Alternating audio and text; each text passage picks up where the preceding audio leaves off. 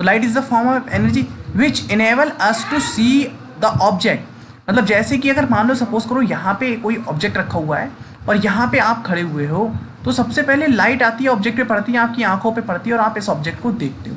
तो लाइट एक जो है वो एनर्जी है, light is the form of energy which enable us to see the object, जो कि हमको हेल्प करती है क्या, ऑब्जेक्ट को देखने में। ठीक है, तो ये डायग्राम आपको समझ में आया?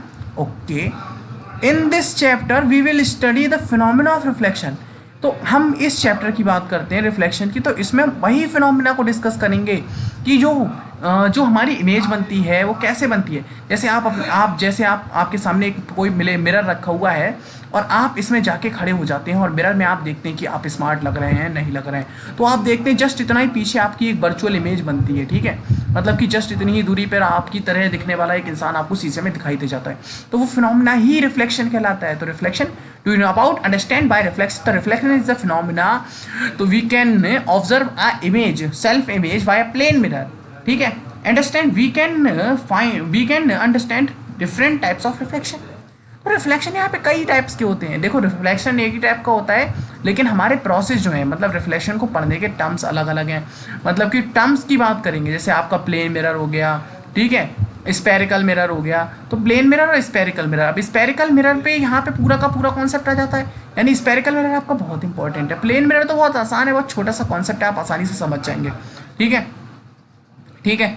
अब यहाँ पे आपको समझ में reflection using the property of light and straight line propagation. Light wave travel from one point to another along a straight line. ठीक है, यहाँ पे हम स्ट्रेट लाइन प्रोपगेशन की बात का मतलब हम करें तो लाइट के जो हैं वो दो नेचर्स होते हैं। ठीक है, एक रे नेचर, एक वेव नेचर, और वैसे हम एक और नेचर पार्टिकल नेचर भी कहते हैं। ठीक है, तो wave travel from one point to another.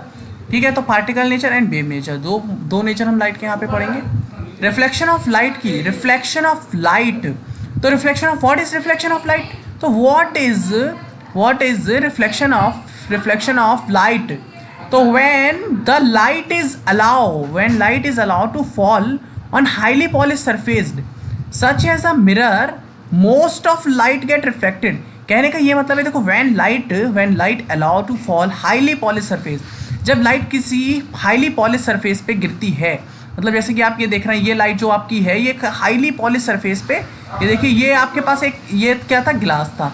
ठीक है, सिंपली ये गिलास था, और गिलास पे अगर हम इसको पॉलिश कर देते हैं तो आफ्टर पॉलिशिंग ये क्या बनता है, आफ्टर पॉलिशिंग ये बन जाता है मिरर आपका। तो आफ्टर पॉलिशिंग ये मिरर बन गया। तो मिरर पे जब हाईली पॉलिश सरफेस पे ये आपकी रे आती है तो ये मोस्ट ऑफ लाइट जो होती है वो आपकी रिफ्लेक्ट हो जाती है। ठीक है, तो जो आने वाली लाइट होती है, आने वाली लाइट को आप कहते हैं इंसिडेंट रे, और जाने वाली लाइट को जो रिफ्लेक्ट होती है उसको हम कहते हैं रिफ्लेक्टेड रे। ठीक है, अंडरस्टैंड, आपको ये बात समझ में आ गई होगी। और ये जो हमारे पास ये परपेंडिकुलर होता है इसको हम कहते हैं नॉर्मल। ठीक है, तो ये पॉइंट्स आपको समझ में आ गया, नॉर्मल समझ में आ गया। तो लाइट क्या कहना है, देखो, रिफ्रैक्शन लॉ ऑफ लाइट क्या कहता है, when the light ray allowed the fall of highly polish surface such as the mirror. अब जो हाईली पॉलिश सरफेस होती है उसको हम क्या कहते हैं, मिरर। तो most of the lights gate reflected, तो ज़्यादा से ज़्यादा लाइट आपकी जो होती है वो रिफ्लेक्ट हो जाती है। अब बात करते हैं लॉज ऑफ रिफ्लेक्शन। तो लॉज ऑफ रिफ्लेक्शन, तो टोटल हमको क्या पढ़ना है, to laws of reflection.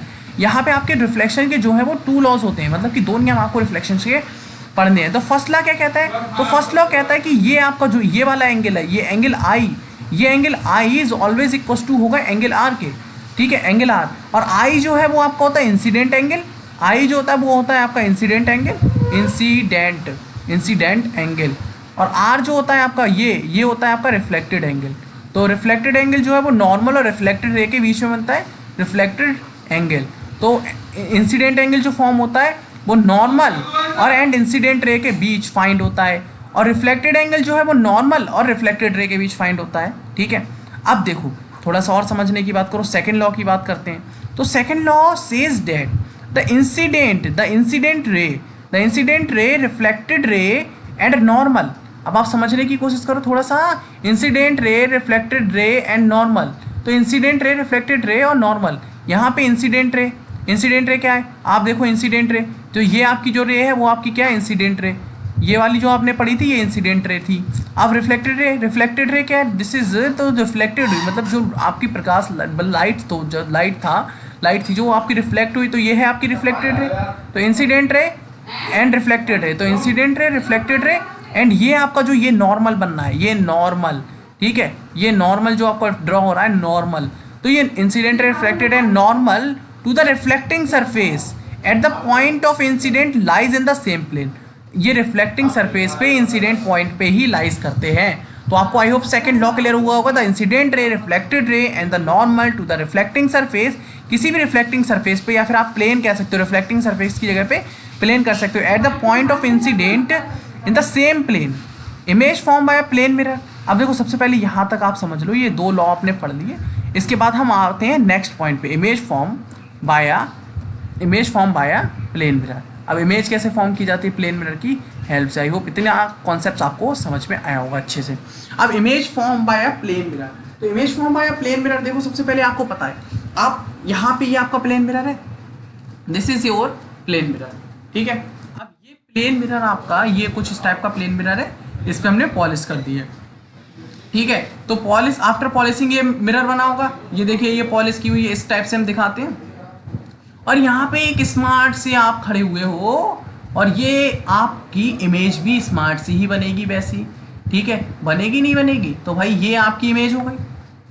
I hope यहाँ पे थोड़ा सा छोटा बड़ा हो गया है, तो आप इसको थोड़ा सा वो कर लेना, जितने बड़े आप हो उतनी ही बड़ी आपकी इमेज होगी, ओके। तो जितने बड़े आप हो उतनी बड़ी आपकी इमेज होगी। तो आपकी ये देखो यहाँ पे जो फिनोमेना एग्जिस्ट कर रहा है वो भी आपका पूरा रिफ्लेक्शन ऑफ लाइट का है। यहाँ से एक रे जा रही है, ये रे पास हो रही है, और ये रे पता है ये उस फिनोमेना को शो करे, जैसे आपकी ये रे इसी डायरेक्शन में वापस आ गई, और एक रे आपके ये टॉप से, हमेशा जो है रे जो है ना वो इंसिडेंट रे जो होती है, कोई सी भी रे जो आपके ऑब्जेक्ट से मूव करती है वो आपके टॉप से मूव करती है, ये ऐसे आई और ये यहाँ पे रिफ्लेक्ट हो गई, ठीक है। अब आपको पता है कि यहाँ पे ये पीछे जाती हुई हमको वर्चुअली मीट होती हुई दिख रही है, तो ये जो आपकी इमेज है ये आपकी वर्चुअल इमेज होती है, वर्चुअल इमेज। अगर हम सिंपली फॉर्म में देखो, आप ये वर्चुअल इमेज और रियल इमेज के बारे में आगे पढ़ोगे और आपको समझ में भी आएगा कि वर्चुअल इमेज क्या होती है, रियल इमेज क्या होती है। यहाँ पे थोड़ा सा समझ लो, क्योंकि कॉनकेव कॉन्वेक्स में बात करेंगे तब हम आपको, और मोस्टली आप एक आइडिया लगा लो कि जो मिरर के बैक साइड, अपोजिट साइड जो आपकी इमेज बनती है उसको हम कहते हैं वर्चुअल इमेज, और जो इधर साइड इमेज बनती है, मतलब कि मिरर की तरफ ही जो इमेज बन जाएगी कहीं पे, वो आपकी होती है रियल इमेज। रियल इमेज को आप कहीं भी किसी भी फॉर्म में आप स्क्रीन पे शो कर सकते हो, बट वर्चुअल इमेज को आप शो नहीं कर सकते। ये आपकी वर्चुअल इमेज होती है। जितने भी केसेस में right side of the mirror image बनेगी वो आपकी वर्चुअल इमेज होगी, ठीक है। ये बात भी ध्यान रखिएगा, ये कॉन्सेप्ट भी। तो आपकी जो प्लेन मिरर है उसकी हेल्प से जो नेचर आता है, नेचर का मतलब जो आपकी इमेज फॉर्मेशन का नेचर है वो क्या है, तो नेचर क्या है आपका वर्चुअल है, मतलब कि वर्चुअल एंड इमेजिनरी, मतलब जिसको हम इमेजिन कर रहे हैं कि हाँ ये इमेज आपकी फॉर्म हो रही होगी, तो वर्चुअल इमेज है, ठीक है।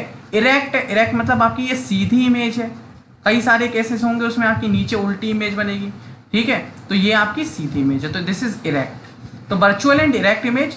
अब देखो virtual, the image that do not form on screen, जिसको हम स्क्रीन पे फॉर्म नहीं कर सकते, रियल इमेज को फॉर्म कर सकते हैं। लेटरली इन्वर्टेड मतलब the left side of the object appear on the right side of the image, मतलब जैसे देखो ये लेटरली इन्वर्टेड का मतलब ये आप समझोगे, मैं आपको बताऊंगा। अगर आप देखो कॉन्सेप्ट समझो, अगर आप यहाँ पे मिरर के सामने खड़े हो, अगर आप अपना लेफ्ट हैंड ऊपर करते हो तो मिरर में ऐसा लगता है कि ये राइट हैंड आपका ऊपर हो रहा है। अगर आप अपना लेफ्ट हैंड ऊपर करते हो तो मिरर में आपको राइट हैंड लगता है, तो इसको कहते हैं लेटरली इन्वर्टेड। और अगर आप अपना राइट हैंड ऊपर करते हो तो मिरर को ऐसा फील होता है कि लेफ्ट हैंड ऊपर हो रहा है, तो ये लेटरली इन्वर्टेड इमेज होती है, ठीक है। The size of image is equal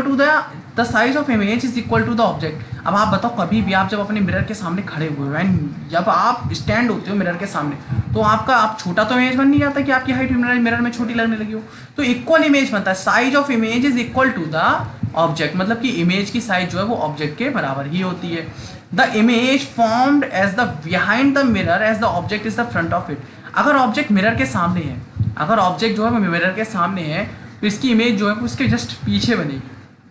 I hope आपको ये सारी प्रॉपर्टीज समझ में आई होंगी, ठीक है। तो हमारा यहाँ पे फर्स्ट पार्ट कंप्लीट होता है, इसके आगे का हम आगे डील करेंगे।